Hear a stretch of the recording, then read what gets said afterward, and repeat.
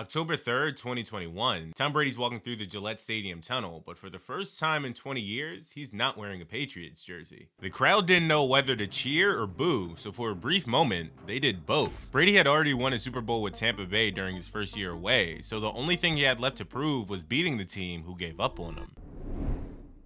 To understand what this game fully meant, you have to go back about 2 years to understand why this breakup was so ugly and why this return was so awkward. The 2019 season was when the fracture finally started showing on the surface. Brady was 42 years old, and for the first time in a long time, the offense around him looked genuinely bad. There was no Randy Moss and no Rob Gronkowski, and there was certainly no weapons anywhere close to that level on the roster. The Patriots finished 12th in points scored that year, which sounds fine until you realize that this was the Brady and Belichick team that had spent most of the 2000s and 2010s at the very top of the league. The offense wasn't completely broken, but it wasn't what it used to be, and Brady wasn't shy about letting people know he felt the decline. Then came the playoff loss to the Tennessee Titans in the wildcard round. Brady's final throw as a Patriot was a pick six to Logan Ryan, who was a cornerback New England had actually cut just 2 years earlier. And just like that, the era was over. 20 years of dominance in New England ended with the final image of a pick six and a quiet exit as Brady left the building faster than anyone expected. Reporters who were there that night noticed his body language immediately. He wasn't crushed the way he had looked after previous playoff exits, and instead, he almost seemed relieved. He was unrushed at the podium, smiling a little and answering every question thrown his way. Behind the scenes, the contract situation had been quietly poisoning the relationship for years. Brady wanted a long-term extension that would guarantee he would retire as a Patriot, but Bill Belichick ran that organization with a ruthless year-to-year philosophy. Belichick wasn't going to budge on that principle for anyone, including the guy who had won him 6 championships, and Robert Kraft was stuck in the middle, trying to keep both men happy and managing to fully satisfy neither of them. Brady later described it as a natural tension that had built up over 2 or 3 years. You had two men moving in different directions, with Belichick wanting roster control and Brady wanting commitment and stability. Neither was wrong, but they also couldn't be right at the same time. In March of 2020, Brady posted to social media under the headline "Forever a Patriot" and announced he was officially leaving. A little later, he had agreed to a deal with the Tampa Bay Buccaneers. The media reaction was pretty uniform across the board. Tom was 42 and had never played without Bill as a starter, which made the old argument about who was more important get louder overnight. Analysts who had been quietly making the case that the system made the quarterback now said it out loud with total confidence. The general take was pretty simple. Brady had his best years behind him, and leaving New England would finally expose that. The world figured we would get to our answer within a year or two about who actually built the dynasty. Brady left for Tampa, and the critics are ready to be proven right. And with that being said, I want to give a huge thank you to our partner Kalshi for sponsoring today's video. Since we're talking about Tom Brady and the Tampa Bay Buccaneers, I had to check out what the market was for the Bucs' chances this season to win the NFC South. Kalshi is the largest legal prediction market in the US with over 1 million users. Right now, you can trade on whether you think the Tampa Bay Bucs will win the NFC South next season. The contract's currently sitting at 31 cents, which means the market thinks there's a 31% chance that this actually happens. If you trade at 31% and you're right, you get $1 per contract. What's cool about Kalshi is that it's peer-to-peer trading, no sportsbook tilting odds or limiting trades when you start winning. Plus, it's available in all 50 states. If you want to try it out right now, Kalshi is giving away $20 to anybody who uses my link down below and also trades with $20. Thanks again to Kalshi for sponsoring this video. Let's get back into it. The 2020 NFL season provided an answer to the biggest sports debate in the offseason. New England tried to fill the void by signing Cam Newton, a former MVP who was struggling after shoulder surgery and hadn't finished a full season in years. While Newton was a great story and a legitimate NFL starter at that time, he simply wasn't Tom. And the on-field results made the reality impossible to ignore.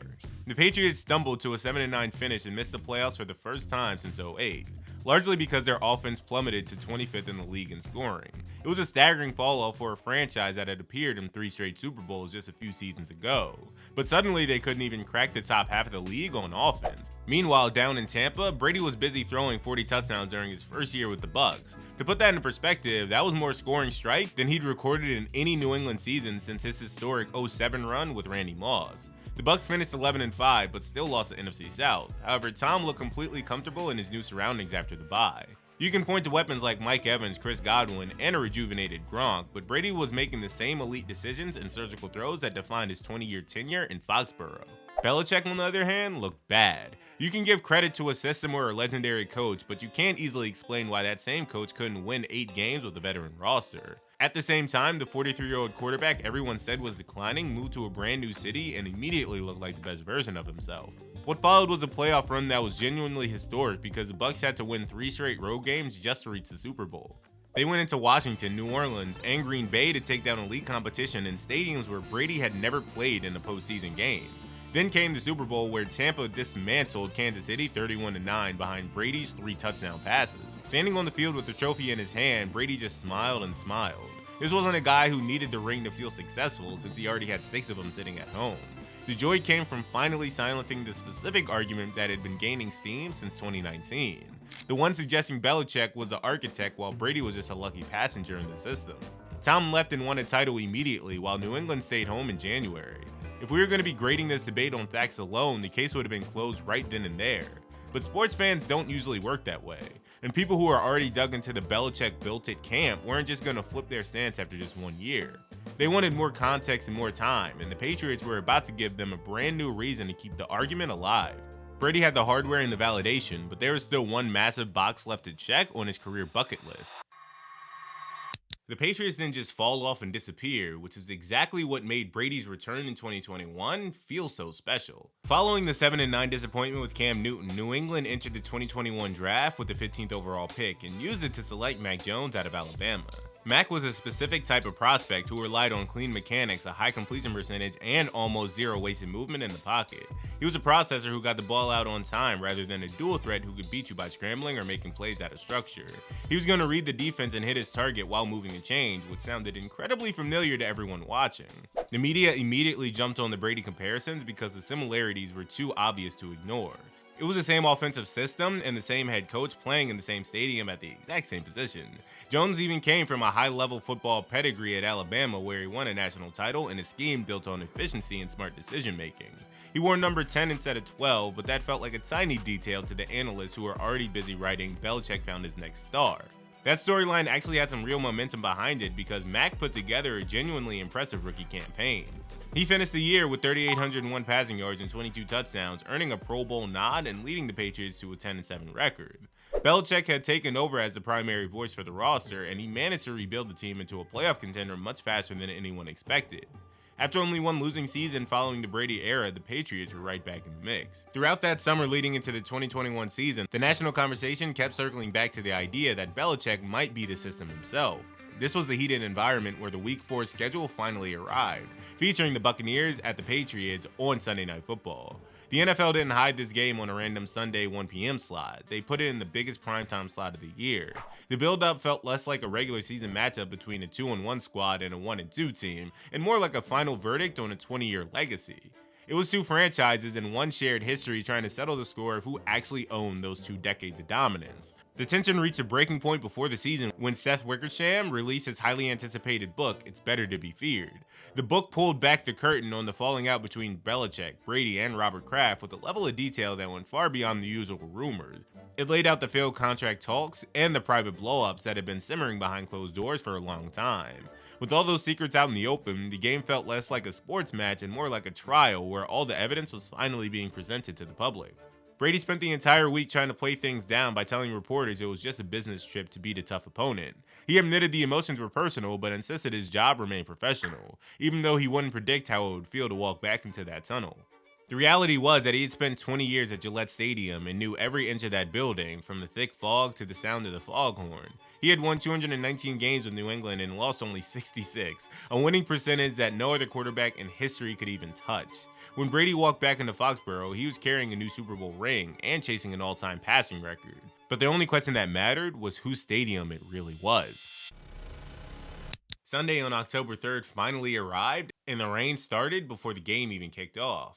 Brady took his time jogging the full length of the Gillette Stadium sideline just like he had done for 2 decades, and the crowd picked up on the moment immediately.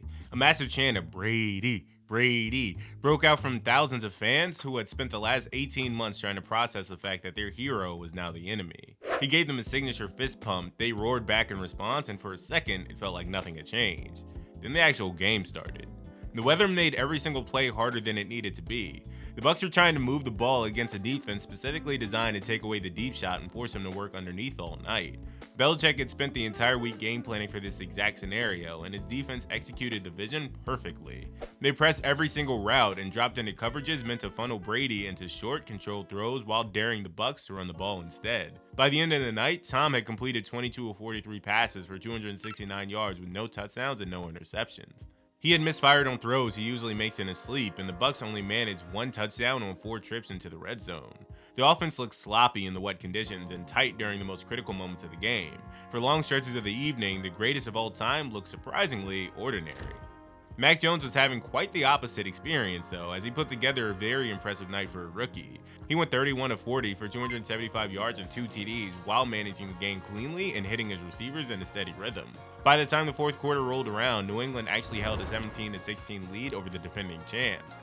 In a night full of strange reversals, a rookie was outperforming the 7-time champion in the very building that the champion had been untouchable for 20 years. This is exactly when Brady did what he always does, and he did it without any spectacular highlight or a 50-yard bomb. He started at his own 25-yard line, trailing by a point with only a few minutes left on the clock, and went to work.